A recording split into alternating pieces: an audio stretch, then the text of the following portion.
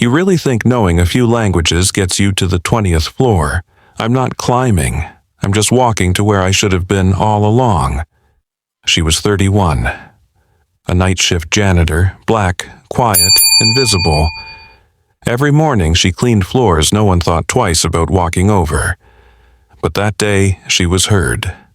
Fluent Mandarin, flawless Spanish, perfect French. In under 2 minutes, she solved 3 problems in 3 languages. And suddenly, everyone started looking. What followed wasn't applause. It was resistance.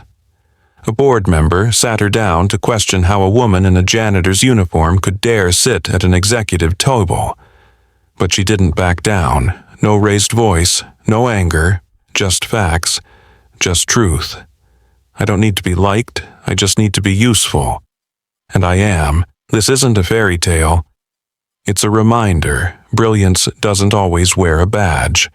Sometimes it carries a mop. And when silent power rises, it doesn't shout. It doesn't ask a permission.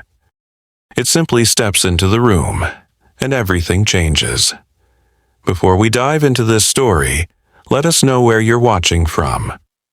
And don't forget to subscribe, because tomorrow's story is one you don't want to miss. It was 6 in the morning in downtown Atlanta.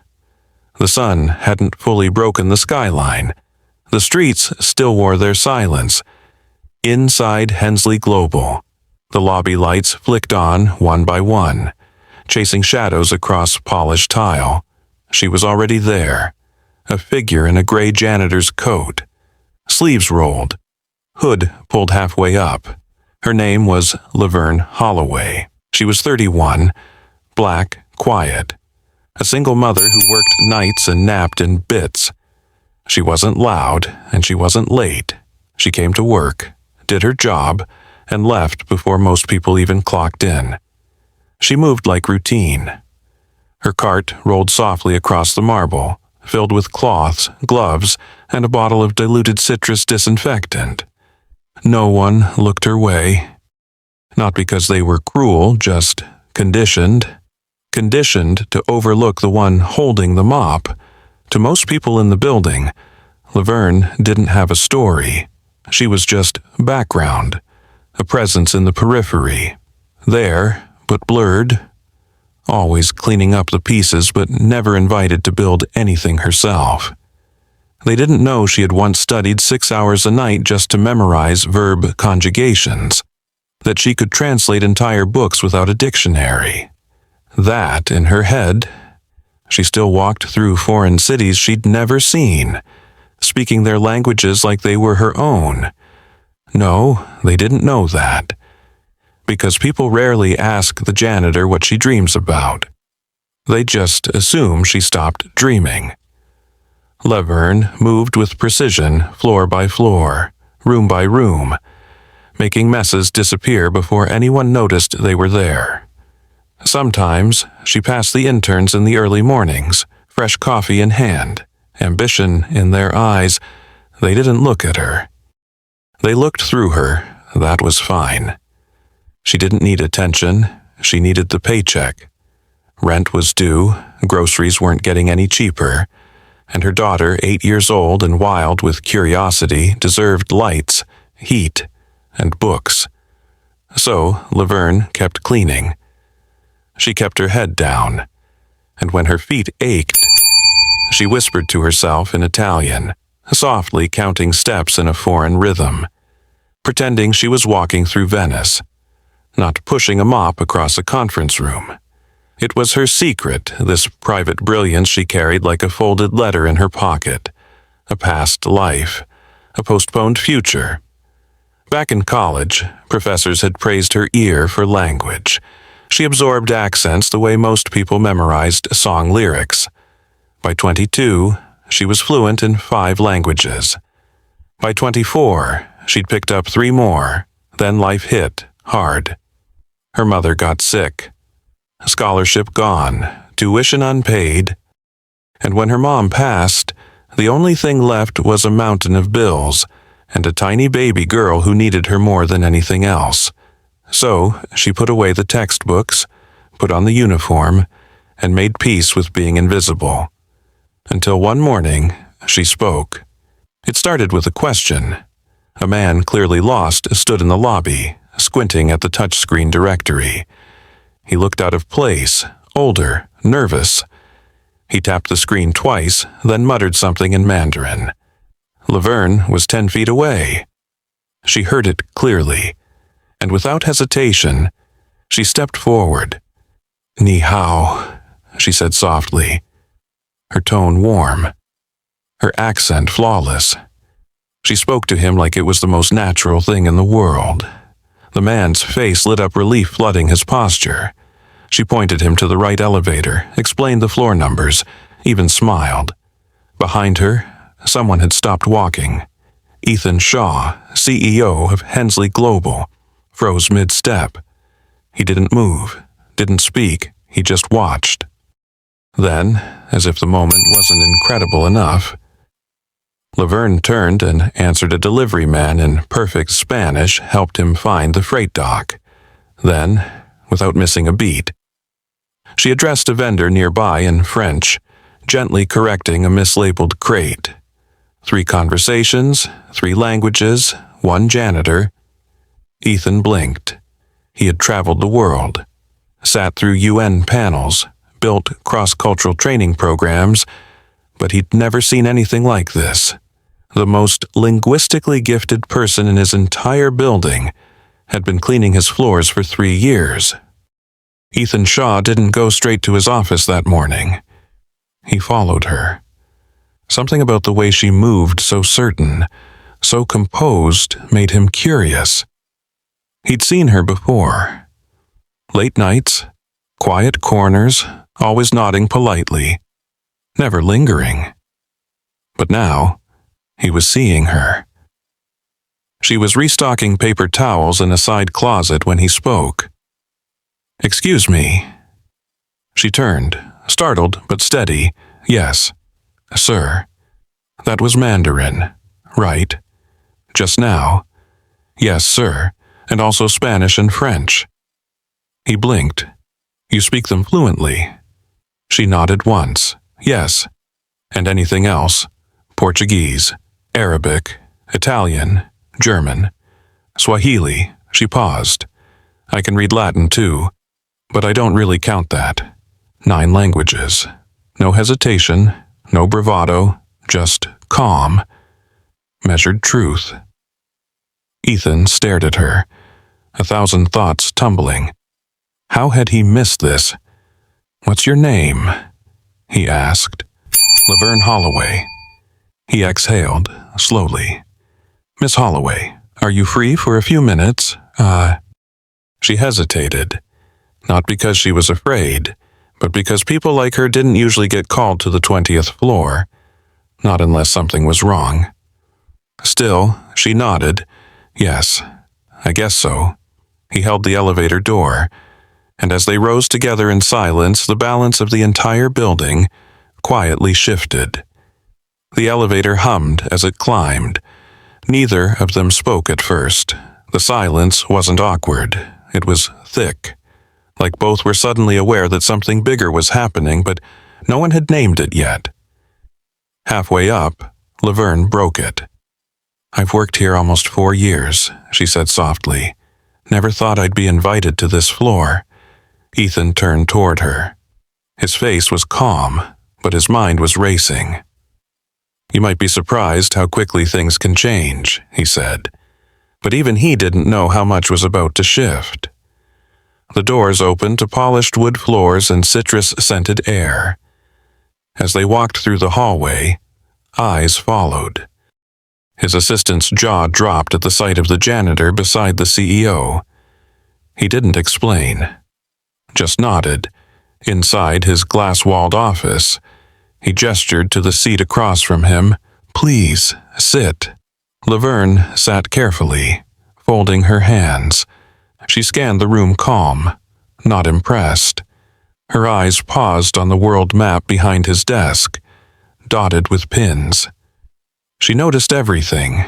Ethan sat down too, leaning forward slightly. "I'm going to be honest with you. he began. I didn't plan to have this conversation today. Laverne gave a tiny nod, expression unreadable. But I just watched you speak 3 languages like flipping switches. And I need to understand, how does someone like you end up mopping our floors? She didn't answer right away. Her eyes shifted toward the window, Atlanta skyline glowing under the early light. Then she looked back at him. You got time for the truth? She asked. I wouldn't have asked otherwise. She rubbed her hands together slowly, like she was warming up the words. I was born in Macon, Georgia, only child. My mom worked front desk at a clinic. My dad painted houses. We didn't have much, but education. That was gospel. I got a scholarship, studied linguistics. By 23, I was working on a master's. I wanted to be a UN translator. That was the dream. She paused, took a breath. Then my mom got sick. Cancer. I dropped out to take care of her. She passed 6 months later. Then my dad had a stroke. Everything she'd built collapsed. I had a baby girl. No job, no support. I cleaned houses, worked night shifts at nursing homes, temped where I could. Eventually, this janitorial gig came up. Night hours meant I could pick my daughter up from school. That's how I got here. Ethan listened. Still, no blinking, no polite interruptions, just listening. But I never stopped learning. She added, I borrowed textbooks from the library. Listened to BBC News in different languages. Read newspapers in Portuguese. Arabic, whatever I could get. She leaned back, eyes steady. That was the only thing I had left. That still made me feel like I mattered. The next morning, Laverne clocked in like usual. Same gray uniform, same cart, same quiet steps across the lobby floor. But something was different. People looked up. Not everyone, but enough to make her feel like the silence around her had changed texture from invisible to watched. A few heads turned when she passed. Some stared. One intern whispered to another as she rolled her mop bucket by. She didn't say anything. She never did, but her grip on the cart tightened just a little. Upstairs, the whispers had grown louder. Did you hear about the janitor? She spoke 9 languages. CEO brought her up to the 20th floor himself. She's probably some secret genius, maybe even undercover. By lunchtime, the buzz had turned into side eyes and speculation. One marketing assistant scoffed in the break room, loud enough to be heard. I've got a master's in international business. I've been here 2 years, and she was scrubbing toilets last week. Laverne walked in just in time to hear that. She didn't flinch, didn't stop, just refilled the paper towel bin and walked out, but the damage had been done that afternoon. She got the message, a meeting, requested by Eleanor Craig, senior board member, old school, old money, sharp suits, sharper tongue, no details, just a time, a floor. 17th. Not a place janitors usually went. Laverne changed out of her gloves, wiped her hands on her uniform, and walked the long hall.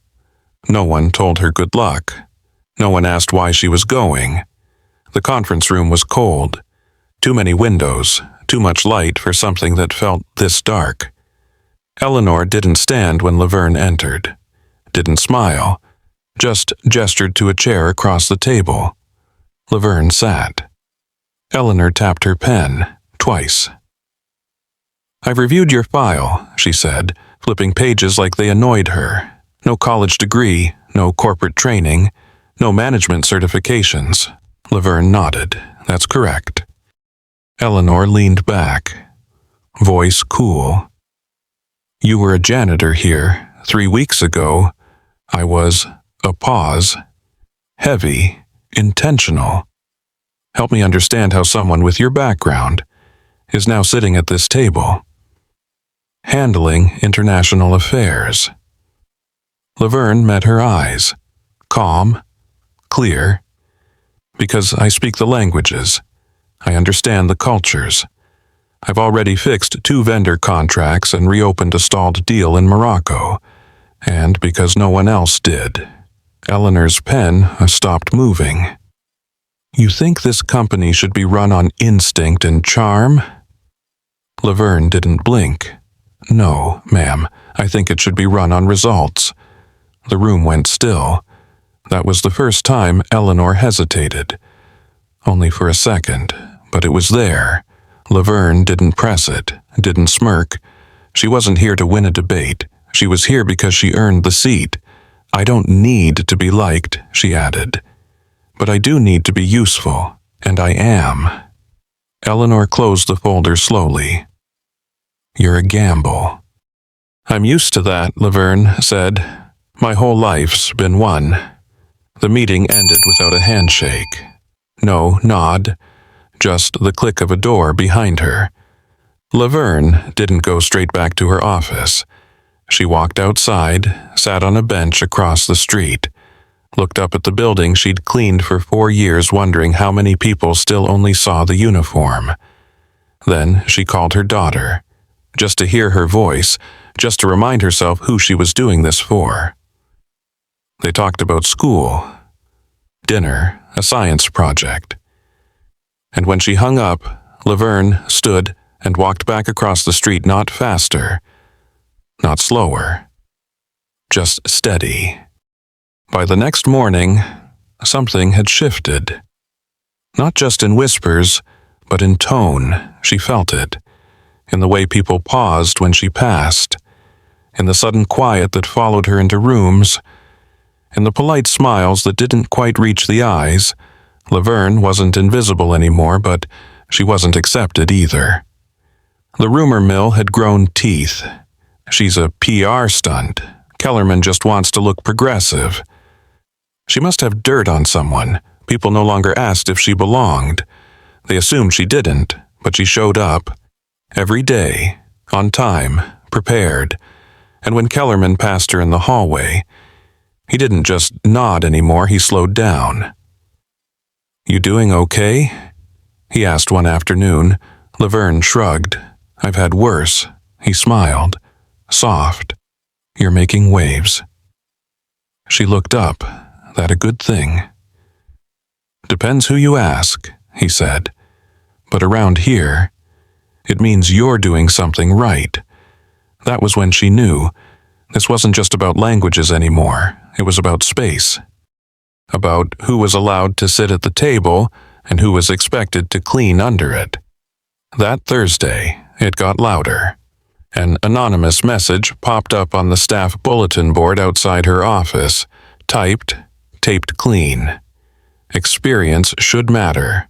No name, no ownership, just judgment dressed as principle. Laverne stared at it for a long second, then peeled it off, folded it in half. She didn't say a word. She didn't have to. Because by then, the resistance had taken shape. Quiet emails, closed-door meetings, managers questioning why an executive didn't have a business degree. No one confronted her directly, not yet, but it was clear her presence was making people uncomfortable. She wasn't trying to lead. She wasn't even trying to prove anything. She was just doing her job and doing it better than they expected. That's what made them nervous. Laverne reviewed vendor documents in Swahili, revised a German partnership draft that had been stalled for 6 months, helped close a deal with a French client using nothing but nuance, patience, and fluent, flawless translation. She didn't brag, didn't post it, didn't parade it down the hallway. She just worked, and that quiet excellence was the loudest threat of all. Late that afternoon, Kellerman called her in again. He stood at the window, coffee in hand, staring out over the skyline like he was searching for answers in glass. When she entered, he didn't turn right away. Come in, he said quietly. She stepped inside, closed the door behind her, waited. Finally, he turned. "I've been thinking," he said, "about talent, about waste. How many people get overlooked because we never stop to really look?" She didn't respond, not yet. "I want to create a new position." He continued, "One that never existed, but one we clearly need." She raised an eyebrow. "For what?" "Cultural liaison for international affairs," he said. "Someone who understands people, not just contracts. Who can hear between the lines." She didn't answer. Her face didn't move. Not out of fear, but disbelief. "I don't have a degree," she said, finally. "You have something better," he replied. "Lived experience, and fluency that puts our own team to shame." She crossed her arms, her voice low. "You know what people are going to say." "I don't care," he said. She studied him, really studied him, then nodded once. "All right then," she said. "Let's see what I can do." By Monday morning, it was official. Her nameplate was mounted outside a real office door, brushed steel, black letters. Laverne Holloway, Cultural Liaison, International Affairs. Some walked past it without looking. Some glanced twice. Some stopped, stared, and kept walking. But everyone knew now, this wasn't a rumor. It wasn't a phase. She was here, and she wasn't leaving quietly. The internal email had gone out that morning, from Kellerman himself. It was short, clear, absolute. It didn't talk about charity.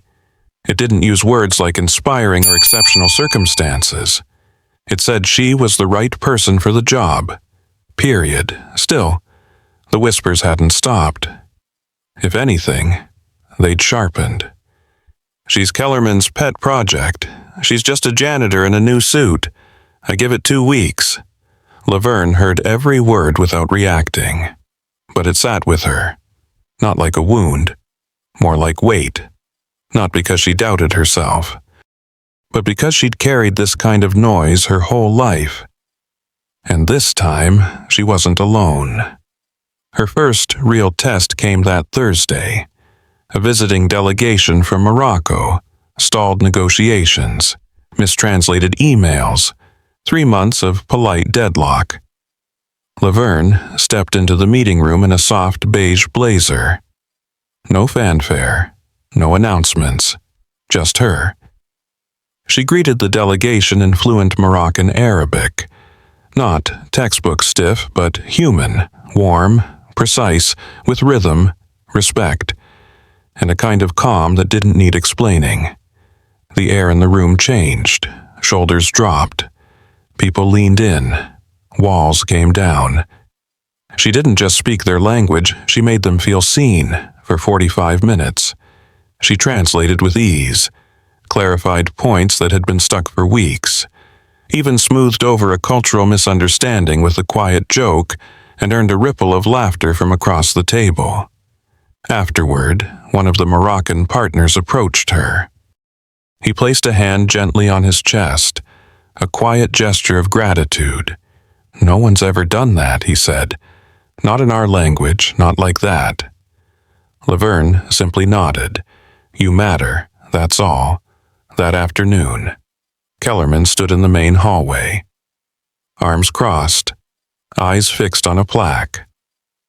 The company's main training room, where interns gathered, where middle managers got promoted, where future leaders were shaped. The old name was removed. A new one took its place. The Holloway Room. No ceremony, no speech, just a sign and a decision. He didn't tell Laverne about it. He let her see it for herself. She passed by hours later, arms full of folders, and stopped cold, her breath caught. She didn't say a word, just stared at her name on that door, like she was trying to remember every time she'd walked past it carrying a mop bucket. Later that day, she found a note on her desk. No return address. just her name in block letters.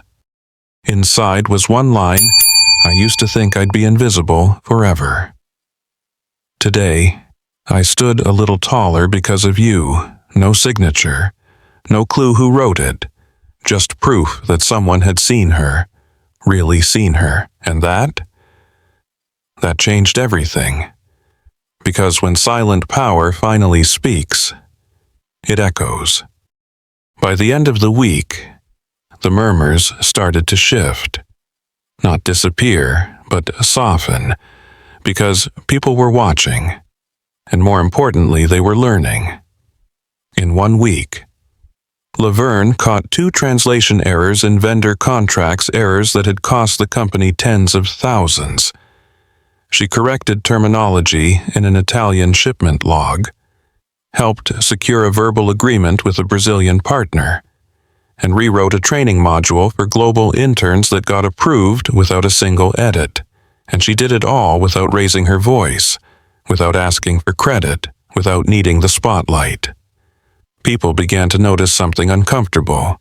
She wasn't lucky, she was good, better than they expected, better than some of the ones with titles, degrees, and corner offices. One afternoon, she walked into a team huddle in the marketing department. They fell silent, not out of rudeness, but respect. She'd earned it the hard way, not through charm, not through politics.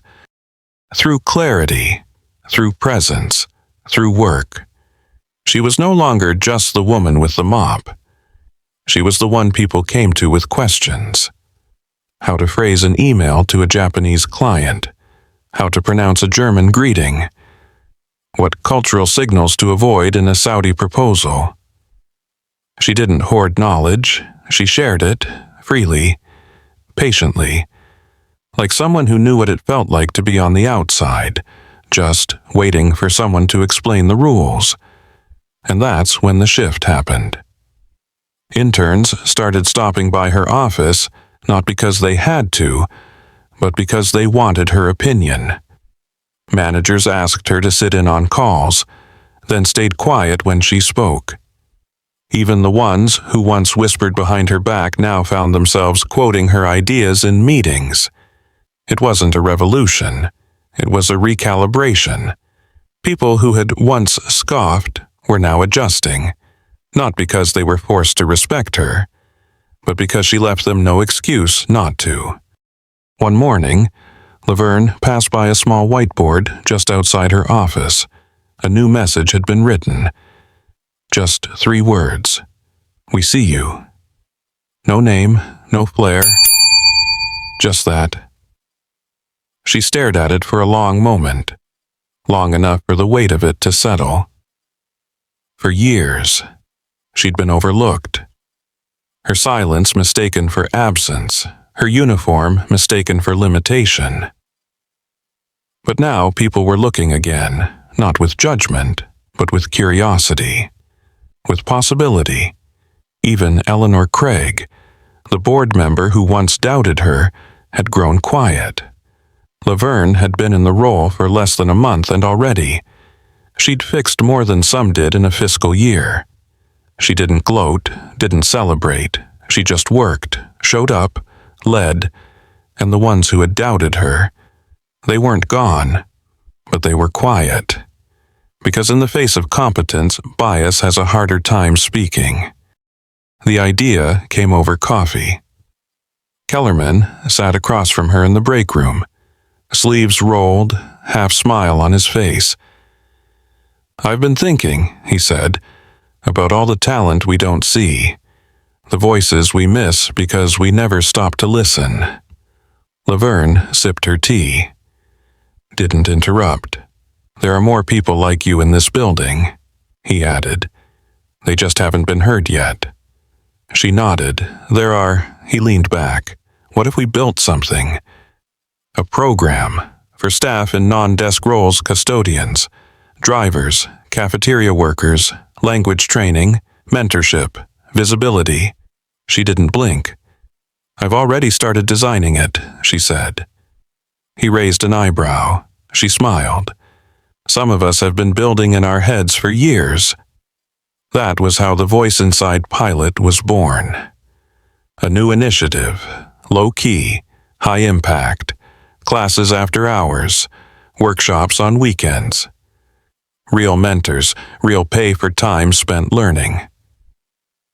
The first session filled in under a day.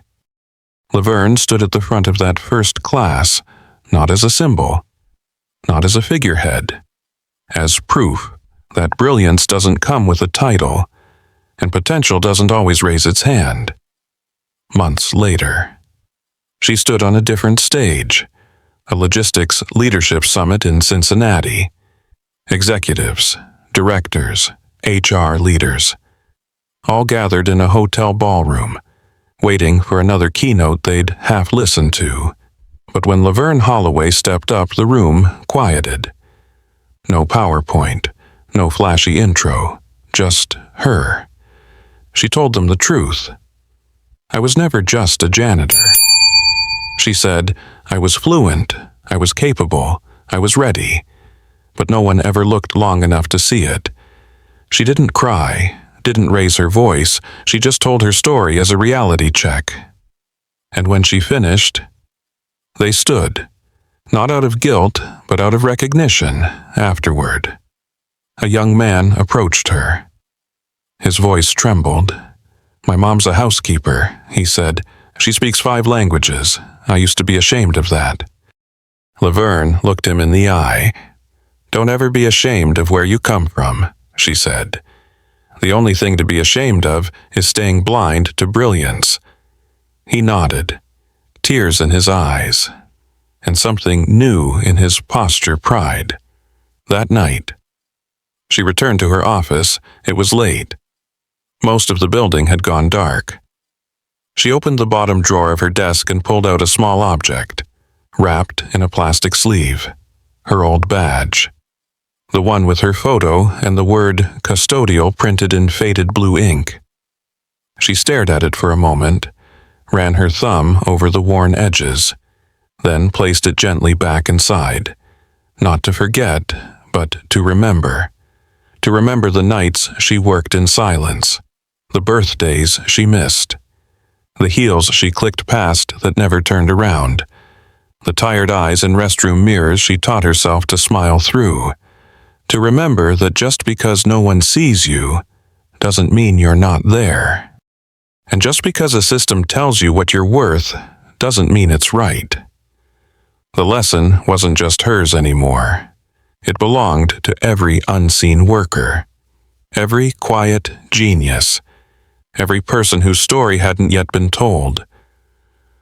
Laverne Holloway had walked through fire and somehow come out more focused, more rooted, more real. And the people watching, they weren't just clapping, they were learning. It was a Friday, one of those crisp, blue sky afternoons when everything in the building felt a little lighter. Emails slowed, voices softened.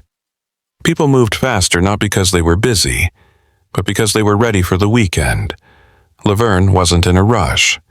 She moved with a different rhythm now, measured, present, unafraid of being seen. She stood quietly in front of the door that now carried her name, the Holloway Room. The plaque was simple black letters on brushed steel, no gold trim, no fancy border. But to her, it gleamed like a medal. This was the same room she used to mop every Thursday night. The same space she'd once been told to leave through the service exit. Now, her name marked the entrance. She reached out, fingers grazing the cool metal. Not as a gesture for show, but as a moment of grounding, of remembering. She didn't smile, didn't cry. Instead, she closed her eyes for one full breath long enough to recall every version of herself that never thought this was possible. Every night she walked home with aching feet. Every shift where she'd gone unnoticed. Every time someone looked right through her like she wasn't there. And now they saw her. Not because she yelled, not because she demanded, but because she showed up again and again with a strength so quiet, it echoed. After a moment, she turned and walked toward the elevator. Not the executive one this time, just the regular one. The one she used to ride with her cart full of cleaning supplies. When no one held the door, she pressed B2, basement level, storage. The doors opened to a world that smelled of bleach and cardboard. Faint echoes of clattering supplies and old radio static still in the air. Laverne walked past racks of paper towels and crates of bottled water, past lockers with name tags half peeled off, until she reached the back corner. There, tucked away and dusted with time, was her old janitor's cart. Same cracked handle, same rusted wheel, same mop head she'd tied up with a hairband because the strings kept falling apart. She stood there for a long time, just looking, not at the tools, but at the life they represented. A life of survival, of sacrifice, of silence. And then she opened the bottom shelf. Folded neatly beneath an old microfiber cloth was her gray hoodie, the one she wore every night, the one she pulled tight when the air turned cold and her hope felt thin, the one no one ever looked twice at. She picked it up, slowly, held it in both hands, let the weight of it settle into her chest. It wasn't just clothing. It was history. It was her. She folded the hoodie slowly, carefully, like it was something sacred. Not because of what it was, but because of everything it had seen. Every hallway, every stairwell, every night she walked home alone, her daughter asleep, her future uncertain. She found an empty box nearby, labeled it Keep, not to display, not to hang up like a trophy, but to remind herself every now and then what it took to get here. She didn't walk out of that storage room like a hero. No music, no spotlight, just steps, steady, unshaken. And when she stepped back into the elevator, she didn't press the top floor. She paused, then hit 1. The lobby. Because sometimes the most powerful thing you can do is return to the same place where they once overlooked you, and walk through it like you belong. No announcement, no apology, just presence. As she crossed the marble floor, someone held the door for her. She didn't rush, she didn't nod, she just walked through. Hoodie in her bag, fire in her silence. And behind her, a ripple of something new, not noise, but respect. If this story touched your heart, make sure to like, share, and subscribe. Every click helps us bring more powerful stories of empathy, justice, and silent strength to life. Your support is what fuels this journey. Let's keep standing together and rising higher. One story at a time. Stay safe and inspired.